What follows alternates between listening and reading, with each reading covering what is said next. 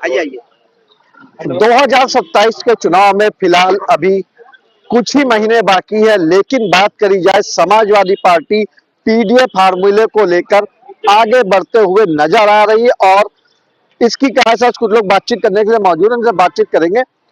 अपना परिचय बताइए आप। मेरा नाम मोहम्मद आफाक है।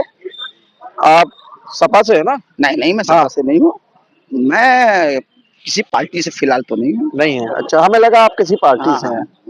मैं समाजवादी पार्टी जो है 28 मार्च को कैंपेन करने जा रही है, नोएडा से पहली शुरुआत। जहां कहा जाता है कि नोएडा में कोई भी जाता है वो कभी जीतता नहीं है, लेकिन अब पहली बार ऐसा हो रहा है कि अखिलेश यादव नोएडा से शुरुआत करने जा रहे हैं। क्या लगता है, पीडीए मजबूत होगा? बड़ी पार्टी है, तमाम पार्टियां रैलियां कैसे तमाम पार्टियां बड़ी पार्टियां हैं। भाजपा भाजपा हमारे भाजपा भी बड़ी पार्टी है, देश की पार्टी है। और यूपी में भी योगी आदित्यनाथ जी की सरकार है। यहाँ पर भारतीय जनता बड़ी पार्टी की बात कही ना? बड़ी पार्टी है, बड़ी पार्टी है, बड़ी पार्टियां हैं, सब बड़ी पार्टियां तो है। समाजवादी हुई, कांग्रेस हुई, बीजेपी हुई, सब बड़ी पार्टियां हैं। हमारी कांग्रेस कितना पीछे है? की पार्टियां हैं। मैं इस वक्त जो ये बात कहने जा रहा हूँ आपके चैनल के माध्यम से कि अखिलेश यादव रैली कर रहे हैं, समाजवादी की रैली कर रहे हैं, लोगों को बुला रहे हैं। मैं तो अपने मुसलमान भाइयों से ये अपील करता हूँ और धर्म गुरुओं से अपील करता हूँ कि 27 में जो हमारी बात करेगा, जो हमारे विकास, हमारे बुलडोजर के सामने आके लेटेगा, हम उसको वोट करेंगे। हम तो बिल्का है बुलडोजर के सामने लेटेगा को वोट देने की अपील नहीं कर सकते हैं, क्योंकि हमने 24 में दिया, 22 में दिया। समाजवादी ने हमारे लोगों के लिए कुछ नहीं किया। नौजवान जेल में है, बेरोजगारी चरम सीमा पर है। समाजवादी ने कभी आके हाँ ये जरूर कहा कि हमको जिताओ तो कानून सारे मुकदमे उठा लेंगे, ऐसा कुछ नहीं है। समाजवादी ने हम लोगों के लिए संघर्ष नहीं किया, खासतौर से मुस्लिम समाज के लिए। भाई सपा कह रही समाजवादी पार्टी सरकार की हमने सबके लिए काम किया है। कोई आप नहीं, सबको नहीं किया था, कुछ नहीं किया। 12 से 17 तक भी कुछ नहीं हुआ। भाई ये हुआ कि जिन्हीं ने रसमलाई खानी थी वो खा ली, गरीब को, नीचे तबके वालों को कुछ नहीं मिला। मुस्लिम वोट तो ज्यादातर सपा को करता है। नहीं, वो जब तक कि अपने घोषणा पत्र मुसलमानों के लिए कोई ऐलान नहीं करेंगे, बिल्कुल मुसलमानों के साथ नहीं। मेरा भी अपना सर्वे, मैं भी सामाजिक कार्य करता हूँ, मेरा भी अपना सर्वे, बहुत लोग नाराज हैं आपकी से, क्योंकि 22 दिया बिल्कुल नाराज है, बिल्कुल नाराज है। कई दफे आजमाया जाएगा और हम पे इल्जाम लगता है कि ये मुसलमानों की पार्टी है, इनकी पार्टी है। कोई पार्टी हमारी नहीं है, हमारी कोई पार्टी नहीं है। सब हमारे वोट का लेके हमको जो है गड्ढे में डाल के निकल लेते हैं। और भाजपा, भारतीय जनता पार्टी तो खुल के जो भी करती काम करती है। आप उसको कहना कि हम उसको वोट नहीं देते हैं तो हम उसको क्यों कोसे? हम तो ये भी आपके जाने मानते कहना चाहते हैं, हम जब उसको वोट देंगे तो उससे बात भी करेंगे। हम तो कहते हैं कि मुसलमानों को देना ही है तो इससे अच्छा तो भी मैं ये नहीं कर, मैं उसका कार्यकर्ता भी नहीं हूँ। ये कहेंगे देखिए वो भाजपा से जब देना ही है तो तुम्हारा वोट वैसे भी बर्बाद हो रहा है, कब तक अपने वोट का तुम सौदा करते रहो? क्या कहना चाहेंगे? समाजवादी पार्टी की शुरुआत होने जा रही है, 28 मार्च को पहले कैंपेन करेगी, पीडीए को आगे बढ़ाएगी। वहाँ बात करी जाए आसपास के जिलों की, ज्यादातर सीटें सपा जीती। पार्टी एकदम नाचिए पे आ गई है। भारतीय जनता पार्टी वो समय ऐसा आएगा जैसे बीपी सिंह के जब वो मरे थे तो कोई गया नहीं था, वैसे ही हाल भारतीय जनता पार्टी वालों की। कहा कह रहे हैं, सुने? बिल्कुल सही कह रहे हैं। यूपी में तो भाजपा सबके साथ के सबका विकास कर रही, सब खत्म हो गई भाजपा। अब जो है प्रधानमंत्री महोदय जो है जो सिस्टम को लॉन्च करवा दिए ना, उसी दिन से भाजपा खत्म हो गई। कोई भाजपा का नाम नहीं लेने के लिए तैयार है, ये स्थिति हो गई। हम ही लोग भाजपा की तरफ से मरने मिटने के लिए तैयार रहते थे। सबल समाज पूरा मरने मिटने के लिए तैयार रहता था, और आज वही सबल समाज कह रहा है कि बाहर प्रधानमंत्री जी आप हिंदू मुस्लिम करके जो है आज हिंदू में लड़ा दिए। जो है सब भाईचारे में लोग रह रहे थे, आप हिंदू में लड़ा दिए जो है, तो आपका भी जाना तय हो गया है। और उत्तर प्रदेश में अगर इसी तरीके से भारतीय जनता पार्टी के अंदर कलह रहेगी तो आने वाला वह 2027 दूर नहीं है जो दूसरी लोग सरकार बना लेंगे। और दूसरे नंबर पर कौन है वो तो मान लीजिए सभी लोग जान रहे हैं, जो है भारतीय जनता पार्टी की अंदर की कलह और भारतीय जनता पार्टी के भारत के नागरिक का अपमान होना जो है ये भारतीय जनता पार्टी को रसातल में पहुंचाना हो जाएगा। और वह दिन दूर रहेगी जो समाजवादी पार्टी अपनी सरकार बना लेगी। लेकिन सुनिए, बस एक चीज है, हम लोग बार बार चैनल के माध्यम से कह रहे हैं और सपा के नेता लोगों से कह रहे हैं, जो ये लालजीत भाई और जो सपा के नेता हैं, कि आप लोग अपने राष्ट्रीय अध्यक्ष से बस इतना कहिए कि आपका आईटी सेल विभाग जो है अनाप शनाप कुछ लिखे न सबल समाज के ऊपर जो है, और सबल समाज ही पूरा हल्ला मचाएगा कि भारतीय जनता पार्टी का समापन हो गया और 2027 में समाजवादी पार्टी सत्ता में आ गई। लेकिन ये लोग अपने राष्ट्रीय अध्यक्ष को ये सुझाव देंगे तब, और अगर सुझाव नहीं देते हैं तो इनके लोग भी भाई कुछ इस तरीके से हैं जो अनाप शनाप बयानबाजी करेंगे तो उसी में मतभेद होता है, और जब मतभेद होता है तो आदमी कहता है कि अरे भाई चलिए जाने दीजिए जो है।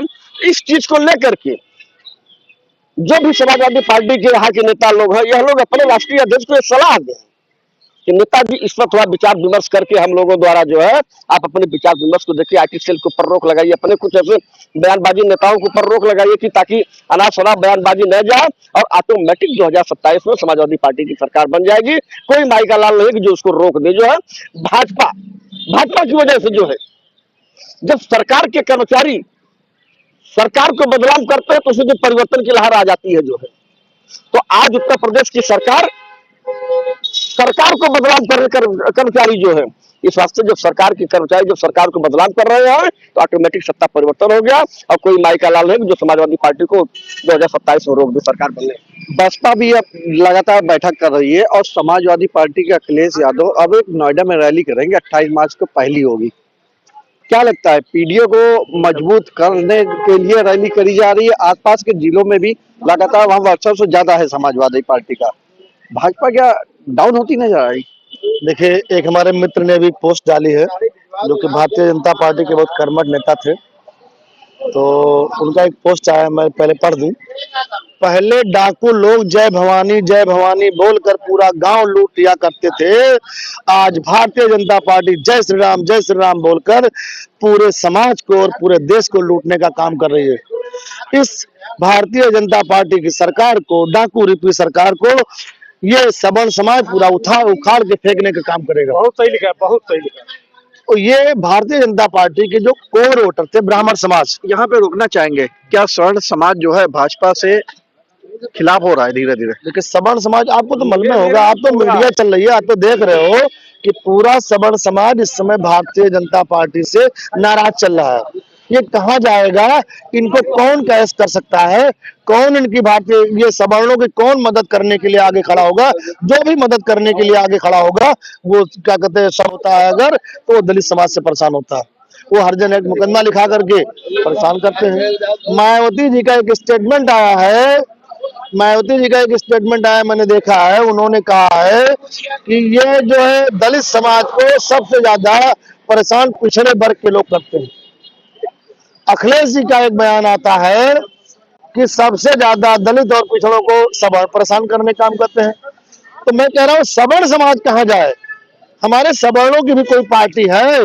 हम लोगों ने भारतीय जनता पार्टी को सवर्ण की पार्टी समझ करके हम लोगों ने सरकार बनाने का काम किया, और हमको जो लगता है कि एक गाड़ी का रजिस्ट्रेशन 15 साल का होता है, 4 पहिया गाड़ी 2 पहिया गाड़ी का रजिस्ट्रेशन का काम जो 15 साल का होता है, वो भारतीय जनता पार्टी की जो सरकार 4 पहिए की चल रही थी उसका 15 साल पूरा हो गया है। अब इसको बदलने की आवश्यकता है। अगर इनकी कार्यशैली यही रहेगी तो कबाड़ में बिकने का काम होगा। जैसे हम लोग गाड़ी खरीद करके 15 साल बाद कबाड़ में बेचने का काम करते हैं, वही हाल इस समय हो रहा है। अब इसको भारतीय जनता पार्टी कैश कर पाती है? अब तो हमको नहीं लगता कि भारतीय जनता पार्टी कैश कर पाएगी। तो हो सकता है समाजवादी पार्टी इसको कैश कर ले।